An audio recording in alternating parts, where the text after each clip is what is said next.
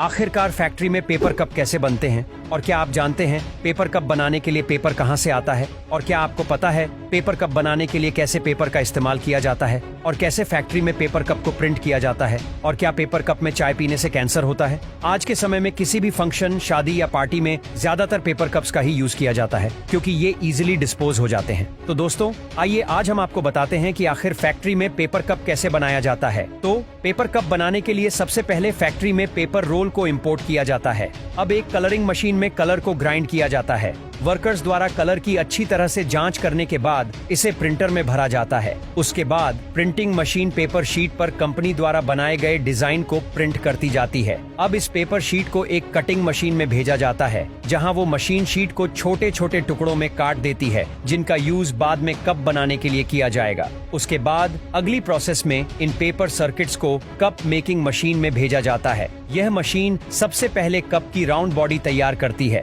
उसके बाद एक और मशीन कप के बेस को राउंड बॉडी के साथ अटैच कर देती है। अब एक राउंडर मशीन द्वारा कप के हेड पार्ट को गोलाकार शेप दिया जाता है। अगली प्रोसेस में एक फ्रेकर मशीन इन कप्स को बारी बारी से एक के ऊपर एक रखकर इनके बंडल तैयार करती है। उसके बाद वर्कर्स द्वारा इन कपों की अच्छी तरह से जांच की जाती है और उसके बाद ये कप पैकेजिंग लाइन में पहुंचते हैं जहां इन्हें अच्छे से पैक किया जाता है। अब ये कप यूज होने के लिए बिल्कुल तैयार हैं। तो पेपर बनाने की प्रक्रिया, इतना तो आपको पता ही होगा कि कागज पेड़ की लकड़ियों से बनते हैं। इनमें से मुख्य रूप से कागज बर्च, पॉपुलर, बीच और यूकेलिप्टस जैसे पेड़ों से बनाए जाते हैं क्योंकि इनकी लकड़ियों में रेजिन की मात्रा ज्यादा पाई जाती है। अब इन पेड़ों को काटकर ट्रांसपोर्टर के जरिए फैक्ट्री में भेज दिया जाता है। अब इन लकड़ियों के ऊपर से मशीन द्वारा ऊपरी छाल को निकालने का प्रोसेस किया जाता है। इसके बाद इन लकड़ियों को ग्राइंड करके बहुत ही छोटे टुकड़ों में काट दिया जाता है। अब इन लकड़ी के टुकड़ों को डाइजेशन टैंक में